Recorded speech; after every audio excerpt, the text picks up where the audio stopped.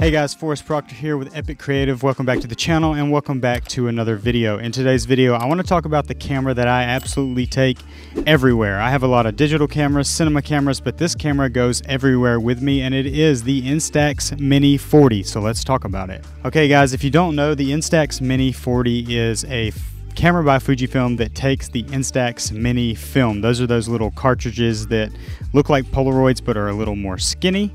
And you can actually pick these things up either at Walmart or Amazon for about $99 for just the camera. And if you want to go spend about $130 towards $160, you can get the kit that has, you know, 2 things of film, a case, a battery, etc., etc. But I actually just purchased this from Amazon about 2 years ago, so I have been lugging this thing around with me for 2 years. No matter what shoot I'm on, I pretty much take this with me. Not really for professional purposes, but mainly to just get cool shots, and I just find it to be a fun camera to pull out of the Jeep and take a shot here of the kids or of a building or stuff like that. But we're going to get into some of the specs of the camera and then at the end my overall thoughts. So guys, unlike a digital camera, this prints right on the spot. As soon as you hit the shutter, it starts the print, or it's not really a print, it exposes and then it pops out of the camera. So it takes the Instax Mini film, which you can get for around 50 cents to $1 a shot depending on where you buy it and how much you buy it. I will put a link in the description for the best price and deal that I can find. I actually buy this in the 100 shot pack, which is like a big box, but you can buy them in the double pack that has 20 shots, or I think they might even sell the singles that have 10 shots. So I would say you're looking at around 50 cents to 75 cents per photograph that you take. The other cool thing that is different from Polaroid with this camera is you don't have to shake the film to develop it. It actually starts developing immediately and will develop in about 90 seconds. I found 2 to 3 minutes it will be fully developed, and you'll see all the contrast and the color that you're going to see forever on that photo. So they have different border styles in that film, which I haven't really experimented a lot with, but my daughter has an Instax Mini camera and she actually loves like the glitter and the polka dot borders. So if you are into more stylistic border choices, that is available for you. In terms of what you're getting in features, you've got a light meter basically built into this camera, so it will automatically decide what kind of lighting you're in and how to expose the image. So unlike some of the other mini Instax cameras where you actually have to set that setting, this is automatically going to read the room, if you will, for you. It has a flash for whenever it is in a dark area. The flash will fire. There's the shutter button right there on the front. There's also a selfie mirror, and we're going to talk about the selfie mirror in just a second a little more, but you know, if you want to frame yourself up doing a selfie, that's very useful. On the back, you have where the cartridge goes in, and we'll open that up and show you that. On the top is where the actual print will come out. You do have an optical viewfinder in the top right on the back for you to view and frame your shot.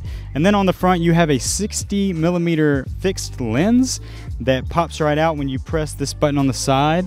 That turns the camera on, and then you can actually pull that out for selfie mode, or what I call macro mode, which allows you to get a little bit closer to your subject and still be in focus.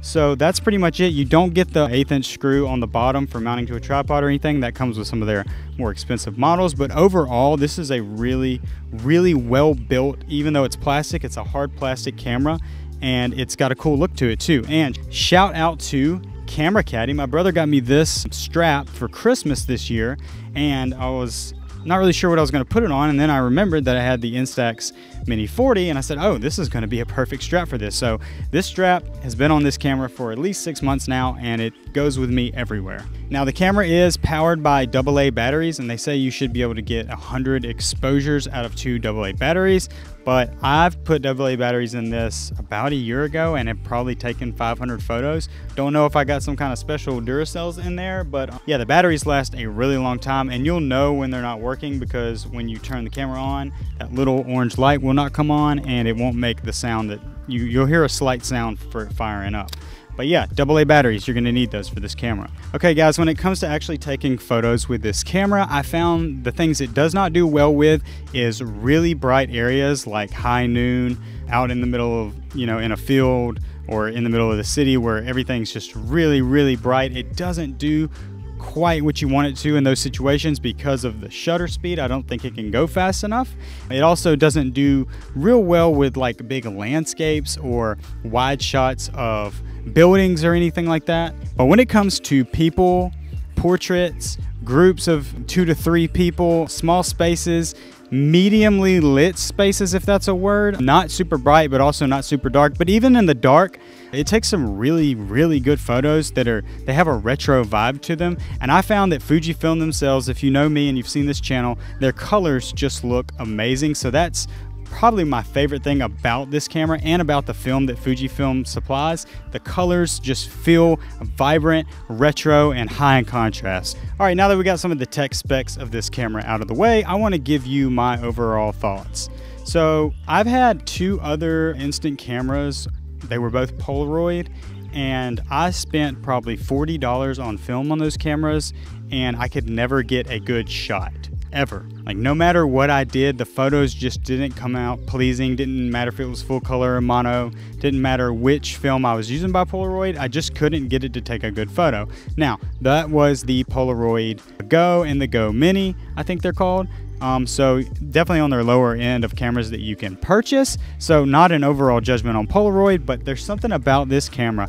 98% of the time that I take a photo with this, if it's not overly lit and bright, the photos come out very pleasing, especially once you learn what kind of photos this thing is good at taking. The build quality feels so good. It's not metal, but it does feel like if you dropped it, it would be okay for the most part. You know, you probably can't run this thing over, but generally speaking, it feels like it's built really well. I find that, you know, every time I pull this thing out of the bag and I'm taking pictures with it, I just get a lot of joy.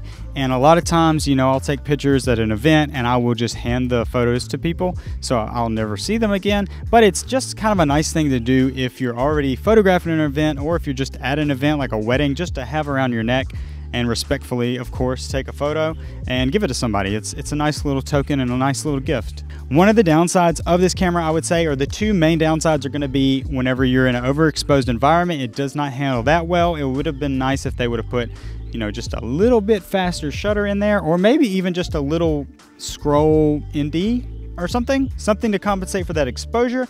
And then the optical viewfinder on the front is not super great. It's not the worst on earth, but the closer you get, you know, if you notice, the lens is in the center and the viewfinder is on the far right. So whenever you're trying to frame up your shot, the closer you get, the more skewed that gets. So you have to get used to where the frame needs to be in your viewfinder to make sure that it's centered, or where you want it to be inside of the shot itself. All right, guys, that pretty much does it for this video. This is a very short review of the camera that goes everywhere with me, the Instax Mini 40. I'm gonna pop some shots on screen of some photos I've taken in the last 2.5 years that I've had this camera, and we will see you in the next video. Peace.